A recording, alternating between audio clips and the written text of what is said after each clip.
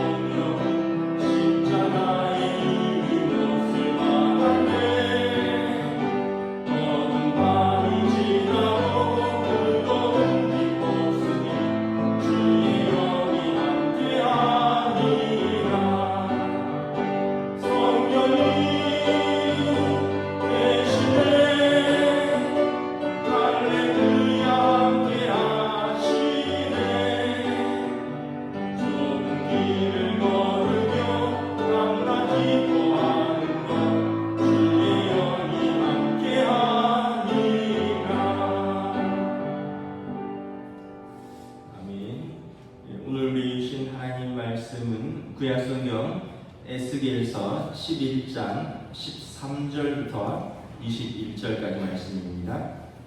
구약성경 11장 13절부터 마지막 절 25절까지 말씀입니다. 다 찾으신 줄 알고 저와 여러분들이 한 절씩 교독하겠습니다. 구약성경 1163페이지입니다.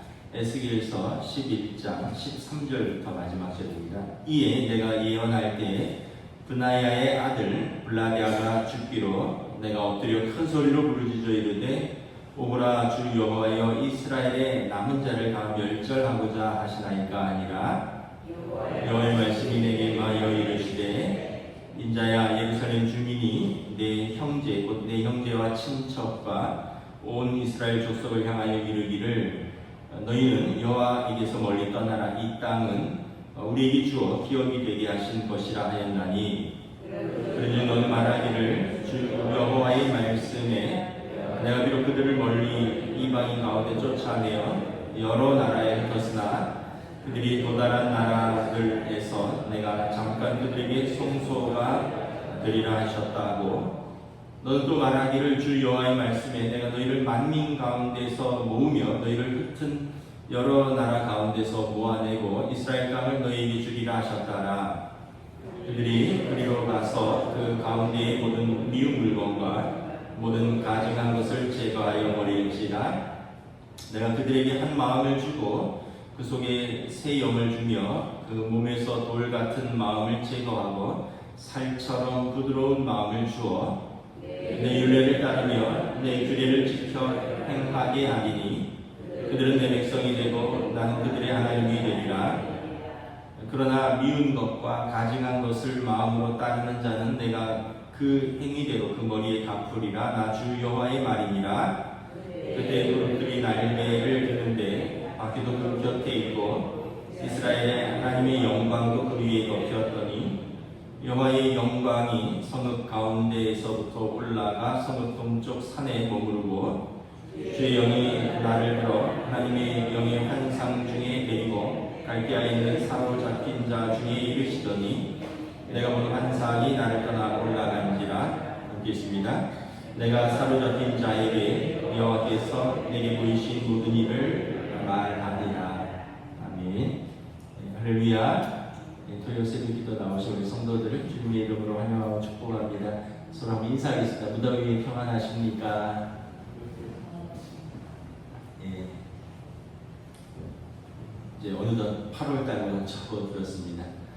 제가 언젠가 한번 말씀드렸는데 이렇게 무더워도 우리는 5달만 지나면 추워서 못 살겠다 이럴 때가 온다라는 거죠.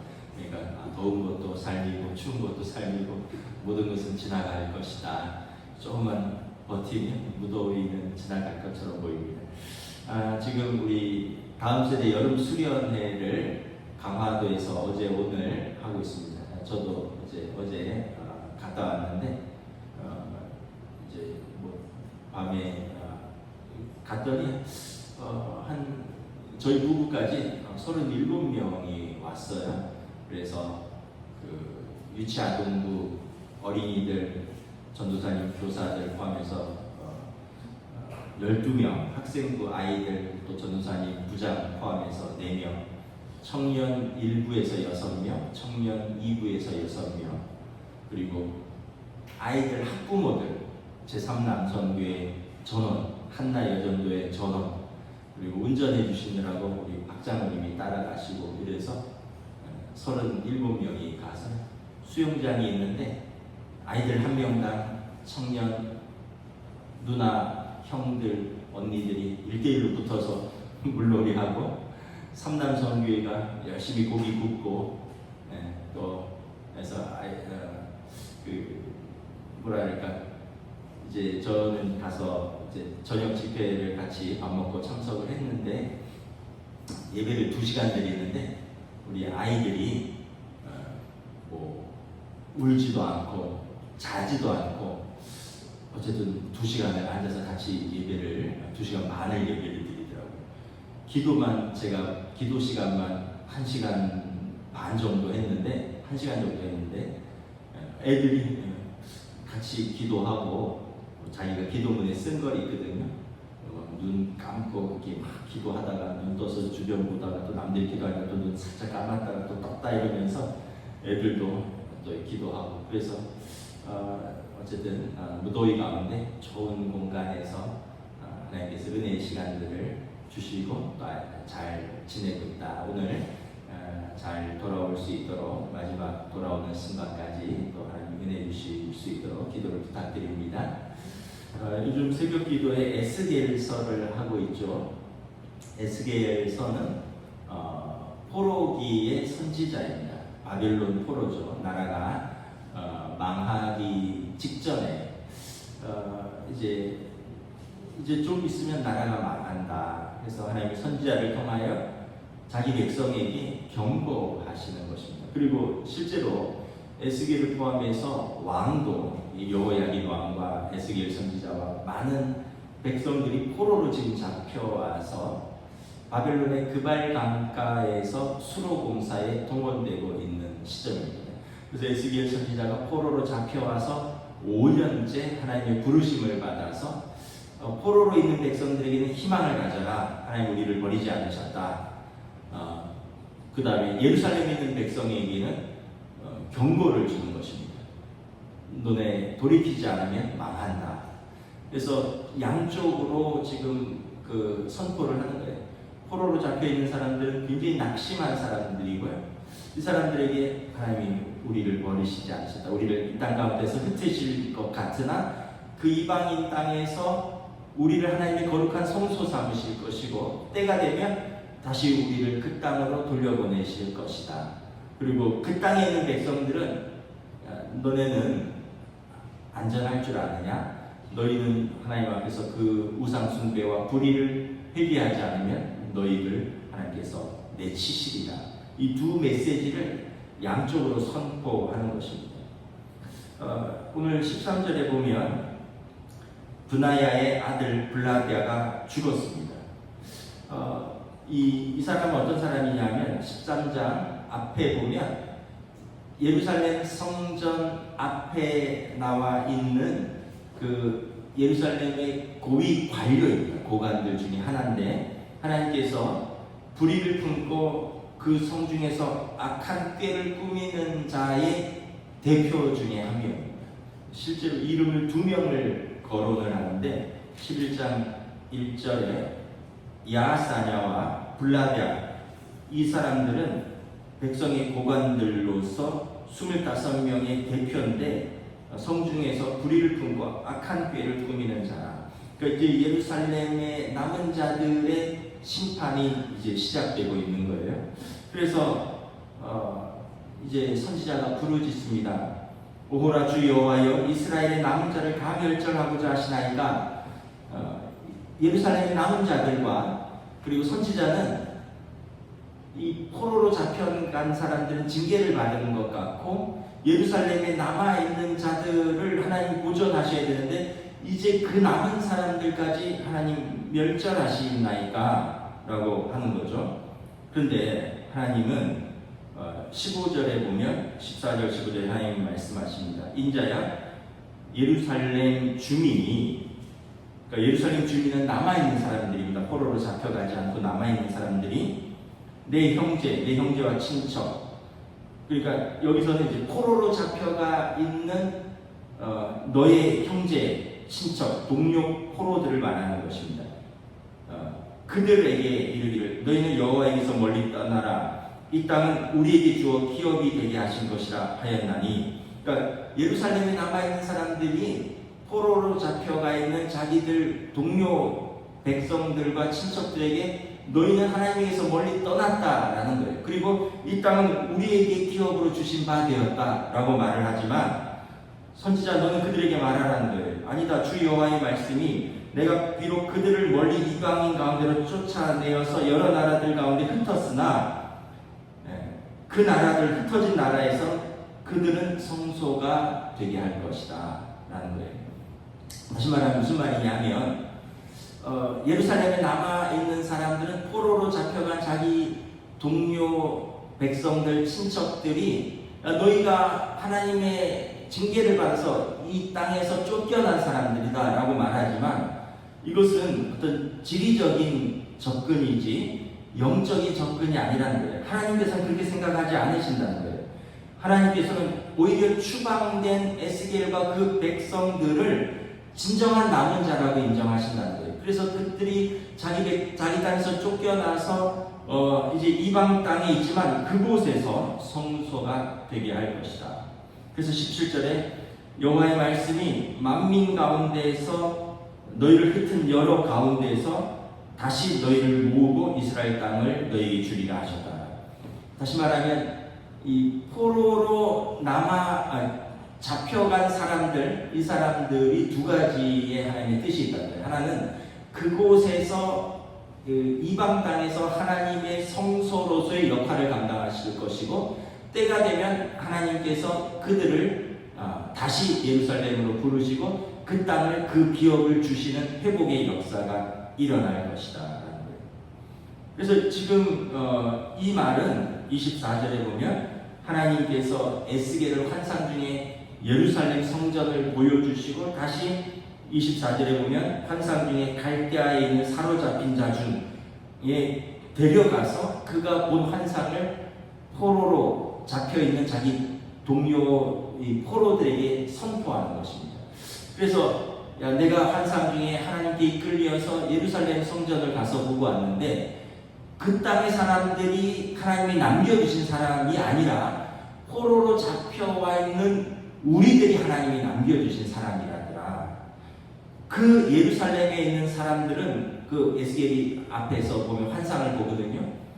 성전 문 앞에서 우상 숭배하는 자들, 여인들이 가증한 우상에게 절하면서 울고 있는 사람들, 노인들이 태양신 앞에서 절하는 그런 환상들을, 그래서 18절에 보면 내가 가서 보니 그들이 그 가운데 모든 미운 물건, 가증한 것들이 예루살렘에 가득하더라는 거예요. 그래서 우리가 생각할 때, 예루살렘에 남아있는 사람들이 하나님이 남겨두신 자고 우리는 징계를 받아서 쫓겨난 사람인 줄 알았는데, 내가 환상을 보니 그게 아니더라. 우리가 하나님이 남겨두신 사람들이다. 예루살렘에는 가증한 것들이 가득 차 있다. 악한 자들, 우상 숭배하는 자들, 패역한 자들이 가득하고, 그리고 그들은 교만해서 우리 11장 앞에서 보면 3절에 이렇게 보면 이렇게 말합니다. 예루살렘의 남은 자들이 그들의 말이 집 건축할 때가 가깝지 아니한즉 이 성은 가마가 되고 우리는 고기가 된다 라고 그들은 생각을 하는데, 이게 비유라고 말씀드렸죠. 자기 백성들이 포로로 잡혀가면서 빈집들이 막 생겨난 거예요. 이제 이 빈집들은 우리 것이다. 집을 더 지을 필요 없다. 이 빈집들이 우리 소유가 될 것이다. 이렇게 생각하고, 이 성읍, 예루살렘 성읍은 가마가 되리라. 이것은 이제 안전한 곳을 비유하는 것이고, 우리는 그 가마 안에 고기라. 그 안에 담겨져 있는 귀한 것이라는 거예요. 그러니까 포로로 잡혀가 있는 자기 백성들을 향하여 애통해하거나 그들을 위하여 기도하거나 하는 마음은 없고, 그 사람들은 하나님의 징계를 받은 것이고, 우리는 그들이 남긴 빈집은 우리의 것이 될 것이고, 우리 예루살렘 성읍은 견고한 가마고 보호처고, 우리는 거기에 고기와 같이 중요한 사람들이라는데, 하나님이 내게 환상을 보여주셨는데 그렇지 않다. 그들이 패역한 자고 그들이 남겨둔 것 같지만 하나님의 심판의 대상이다라는 거예요. 그러면서 두 가지를 말씀드린다 그랬잖아요. 포로로 잡혀가 있는 자들에게 하나님이 남겨두신 자로서 소망을 가지라는 거예요. 하나님 우리를 완전히 버리지 않으셨다는 거예요. 그래서 20절에 보면 그들은 내 백성이 되고 나는 그들의 하나님이 되리라. 그리고 예루살렘에 있는 자들은 그들에게는 심판이 임박했다라는 거예요. 그들은 외식적이고 교만하고 이 불의하고 악을 꾀하는 자들이다라는 거예요. 그러니까 우리가 생각할 때 눈에 보이는 게 전부가 아니구나. 눈에 보이기는 예루살렘의 남은 자들이 고관들이라고 했잖아요. 높은 사람들, 그 사람들이 아까 가난한 자들, 포로로 잡혀간 자들의 집을 취하고, 그리고 부도 가지고 있고요, 고관들이니까 지위도 가지고 있고 힘도 가지고 있고, 그리고 이 사람들이 11장 1절에 보면 성전 앞에 모여서 중요한 모임들을 하고, 그러니까 종교적으로도 중요하고 정치적으로도 중요하고 부도 있고 힘도 있지만 하나님은 그들과 함께하지 않으신다. 그들을 버리셨다는 거예요. 왜냐하면 그들은 교만하고 그들은 우상 숭배하고 악을 꾀하는 자들이다라는 거죠. 제가 이렇게 어제 수련회 저도 이제 기도하면서 같이 예배드리고 거기 참가한 우리 학생들, 청년들, 아이들, 교사들 이렇게 제가 안수기도 해주고 뭐 이러면서 이렇게 했는데, 제가 이렇게 예배드리면서 쭉 보니까 뭐 사실 그냥 평범한 가정의 평범한 아이들이죠.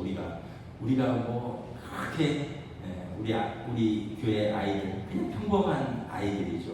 부모들 지극히 평범한 소시민들이죠. 뭐 우리가 뉴스에 나올 만한 뭐 그렇게 뭐 학계에서 정계에서 뭐 관계에서 뭐 어떤 뭐 이런 유명한 사람 하나도 없잖아요. 저부터서. 그런데 하나님이 귀히 여기시는 하나님의 귀한 백성들. 그래서 그들을 하나님께서 귀하게 보시지 않을까. 하나님께서 너희들은 내 아들이요 내 딸이요 내 백성이요 내 소유라. 내가 너희의 하나님이 되고 너희는 내 백성이 되리라 말씀하시지 않겠습니까? 그래서 오늘 이렇게 예배드리는 우리 성도들도 우리의 삶에서 마치 어떤 부분에 있어서는 제가 이렇게 뒤에 청년들 등을 보면서 이렇게 기도를 했는데 다 이렇게 기도 제목들이 하나하나 있는 청년들이에요. 뭐 아직 유치아동부 학생들은 아직 그런 고민은 없겠지만 그 청년들이 자기 진로, 뭐 결혼, 뭐 학교, 직장, 또 어떤 가정의 어떤 결핍, 또 어려움, 뭐 그래서 다 뭐 또 어른들도 뭐 직장이나 어떤 사업이나 다 우리 부모들도 그렇고, 그러니까 우리는 어떻게 보면 마치 예루살렘에 남아서 그 안전한 가마에서 고기같이 중요한 존재들이 아니라 얼핏 보면은 이렇게 쫓겨난 자 같으나 무명한 자 같으나 사실은 그러나 그들이 하나님의 남은 자다. 왜 그러냐면 그들은 그 땅에서 쫓겨나서 포로로 잡혀가서 울며 회개하며 하나님을 찾는 자들이거든요. 그래서 성경에서 우리의 믿음은 하나님은 살아계시며 당신을 찾는 자들에게 상 주시고 마음속에 하나님이 없다 생각하고 자기 마음대로 행하는 자들, 악한 자라는데 그들을 심판하시는 하나님이시다 라고 성경은 선포하고 있거든요. 그러니까 울며 삶의 결핍 속에서 하나님을 찾는 그 백성들이 사실은 하나님의 남은 자들이라는 것입니다. 그리고 그들에게 약속하신 것이 있어요. 19절, 20절, 21절 우리 다시 함께 읽도록 하겠습니다. 시작. 내가 그들에게 한 마음을 주고 그 속에 새 영을 주며 그 몸에서 돌같은 마음을 제거하고 살처럼 부드러운 마음을 주어 내 율례를 따르며 내 규례를 지켜 행하게 하리니 그들은 내 백성이 되고 나는 그들의 하나님이 되리라. 함께 있습니다. 그러나 미운 것과 가증한 것을 마음으로 따르는 자는 내가 그 행위대로 그 머리에 갚으리라. 나 주 여호와의 말이니라. 그들에게 새 마음과 새 영을 준다는 거예요. 19절에 새 영은 성령님인데요. 구약에서 성령님은 어떤 사람들에게 임하셨냐면 하나님께서 특별히 부르신 개인에게 성령이 임했습니다. 선지자들, 왕 같은 사울에게 기름을 부으니 그가 예언하기 시작하죠. 다윗에게 기름을 부으니 그가 새 영에 충만하더라. 하나님께서 왕이나 제사장이나 선지자같이 특별히 부르신 개인에게 하나님의 영이 임했습니다. 그러나 이제 메시아 시대 예수님이 오시고 나서 예수님이 십자가에 죽으시고는 약속한 모든 사람들에게 성령을 부어주셨습니다. 교회에 성령을 부어주시고 예수님의 이름으로 하나님께 나오는 모든 성도에게 성령을 부어주셨어요. 이것만 해도 하나님의 놀라운 축복입니다. 구약시대는 특별히 부르신 개인이지만 신약시대는 하나님 앞에서 하나님 예수 이름으로 나온 모든 성도들에게 성령을 부어주신다. 성령이 부어주시면 19절에 돌같은 마음이 부드러워진다. 일단 마음이 부드러워진다. 성령님이 임하면 예수 그리스도의 영, 하나님의 영이 임하면 돌같은 마음이 제거되고 살처럼 부드러운 마음을 줍니다. 여러분 마음이 바뀌어야지 삶이 바뀌는 거죠. 마음이 바뀌면 행동이 바뀌어요. 20절에 보면 이제는 순종할 것입니다. 하나님의 법, 그 율례와 규례를 지킬 것입니다. 그리고 새로운 관계가 세워질 것입니다.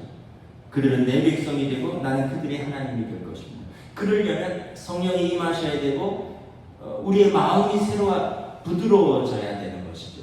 그럴 때 우리의 삶에 변화가 일어나고 하나님과 우리의 관계가 다시 새로워지는 거예요. 중요한 건 마음이에요. 이 중요한 마음을 우리가 어떻게 바꾸는 것이 아니라 우리가 하나님 앞에 나아오면 성령님께서 우리 가운데 임재하시고 성령님이 임재하시면 돌같이 딱딱한 마음들이 새살처럼 부드럽게 날 것이다라는 거예요. 그러면 우리의 삶에 하나님의 말씀에 순종으로 열매들이 맺히고 우리의 삶의 모든 깨어진 관계들이 새롭게 하나님과의 관계에서부터 새로운 관계가 다시 세워질 것입니다. 그러나 21절에 여전히 미운 것과 가증한 것을 마음으로 따르는 자는 그 마음에 여전히 돌같이 딱딱해서 하나님의 성령을 거절하는 자, 그 성령의 음성에 귀 기울이지 아니하는 자들, 그들은 그 마음으로 여전히 미운 것과 가증한 것을 따를 것입니다. 우상 숭배와 악을 행할 것입니다. 그들은 하나님께서 내가 그 행위대로 머리에 갚아줄 것이다. 이것을 선지자는 나가서 선포하라는 것입니다. 그러니까 우리의 믿음은 뭐냐면 하나님은 살아계시고 당신을 찾는 자들에게 상 주시고 그리고 마음에 하나님이 없다 생각하여 미운 것과 가증한 것들 하나님 앞에서 불의를 행하는 자들은 하나님이 심판하신다. 이것이 우리의 믿음이라는 것이죠. 그리고 이것을 예루살렘에 있는 남은 자들에게 선포하고 포로로 잡혀가서 버려진 자 같으나 사실은 진짜 하나님께서 남겨두신 그들에게 선포하라는 것입니다. 그리하여 소망을 잃지 않도록 하고 그리하여 회개하고 돌아오도록 하라라는 것입니다. 말씀을 마치겠습니다. 저나 여러분들이나 여러분 중요한 것은 우리의 마음을 부드럽게 하는 것입니다. 우리의 마음은 하나님의 말씀을 통해서 그 말씀의 씨앗이 떨어질 때 돌같은 마음, 그 길가마처럼 딱딱한 마음, 가시덤불처럼 막 모든 것들이 우거져서 자라지 못하는 그런 마음을 성령님을 우리가 모시고 성령님의 음성에 순종할 때 이런 것들을 제거하는 거죠. 돌같은 마음에 돌을 골라내고 딱딱한 밭을 갈아엎고 가시덤불들을 제거하는 것이죠. 그 가시덤불이 뭐라고 했어요? 세상의 염려와 재기의 유혹이라고 하죠. 물질의 유혹, 세상의 근심 이런 것들이 우리의 신앙을 자라지 못하게 한다. 그리고 교만한 마음, 딱딱한 마음들은 하나님의 말씀이 뿌리 내리지 못하게 하고 그래서 뿌려지나 사탄이 바로 새가 와서 쪼아먹는다 그러잖아요. 그래서 우리가 마음을 부드럽게 할 때 성령님께서 우리의 삶을 변화시키기 시작하고 우리의 행동이 변화되고 행동이 변화되니 삶의 열매가 맺히고 관계가 변화되니 모든 삶의 회복이 일어나고 그 관계는 하나님과의 관계 회복, 그들은 내 백성이 되고 나는 그들의 하나님이 될 것이고 그리고 사람과의 관계도 하나님의 뜻 안에서 회복될 것입니다. 이것을 선포하라는 것입니다. 그래서 포로로 있는 사람들에게 난 너희를 버리지 않았다. 절망하지 마라. 낙심하지 마라. 하나님을 바라보라.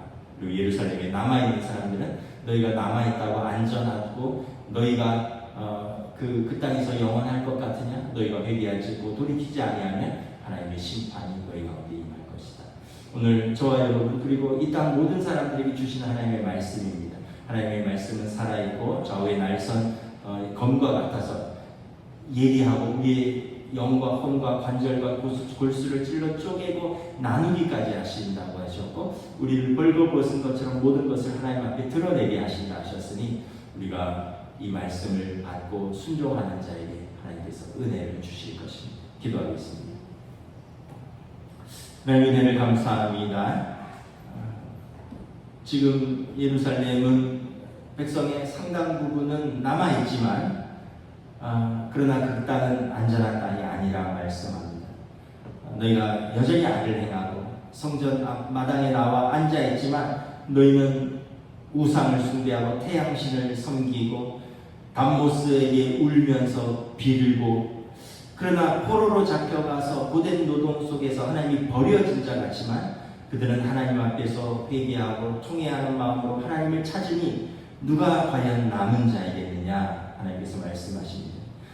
그래서 그 포로된 자들을 하나님이 버리지 아니하시고 그들에게 새 영을 줄 것이고 새 마음을 줄 것이고 그리고 그들이 다시 그 땅으로 돌아가면 하나님 앞에서 하나님의 명령과 규례와 법도를 지켜 행하며 하나님 앞에서 그 남은 자로서의 회복을 거둘 것이지만 그 땅에 남아서 딱딱한 마음과 하나님 미워하시는 우상 숭배와 악과 불의를 계속하는 자들은 하나님의 심판이 임박했음을 선포하여 그리고 돌이킬 때 살아날 것이라 말씀합니다. 우리의 삶에서 돌아보면 참으로 여러 가지 어려움도 있고 문제도 있고 결핍도 있고 반복되는 고난도 있고 시험도 있습니다. 그래서 때로는 하나님께서 과연 우리와 함께 하시는가, 하나님이 누구와는 함께 하시는데 우리와는 부재하시는 것이 아닌가 생각될 때가 있지만 바로 그 순간 하나님을 찾는 그 순간이 하나님이 우리와 함께 하시는 순간이며 그때가 우리가 하나님 앞에서 회복되는 순간인 줄 믿습니다. 아무런 문제가 없는 것 같고 그리하여 이 세상에서 나는 안전하고 나는 중요한 존재라고 생각하고 그 마음이 딱딱하고 자기 마음대로 행하는 자들을 하나님께서 심판하신다라고 말씀하신 것처럼 우리는 늘 하나님 앞에서 겸손하고 마음이 가난한 자가 되고 하나님 안에서 하나님을 찾고 즐거워하는 주의 백성들로 인도하여 주시옵소서. 이 시간 또한 교회학교 여름 수련회로 강화도에 있는 우리 교회학교 또 교육자들, 교사들, 우리 어린 학생들, 청년들과 주님 함께하여 주시고 그들이 어디에 있든지 서울에 있든지 강화도에 있든지 교회에 있든지 군에 있든지 눈동자같이 지켜주시고 보호하여 주시고 하나님의 백성들을 하나님께서 친히 인도하여 주시옵소서. 감사를 드리오며 우리 주 예수 그리스도 이름으로 기도드리옵나이다. 아멘. 하늘에 계신 우리 아버지, 아버지의 이름을 거룩하게 하시며 아버지의 나라가 오게 하시며 아버지의 뜻이 하늘에서와 같이 땅에서도 이루어지게 하소서. 오늘 우리에게 일용할 양식을 주시고 우리가 우리에게 잘못한 사람을 용서하여 준 것 같이 우리 죄를 용서하여 주시고 우리를 시험에 빠지지 않게 하시고 악에서 구하소서. 나라와 권능과 영광이 영원히 아버지의 것입니다. 아멘.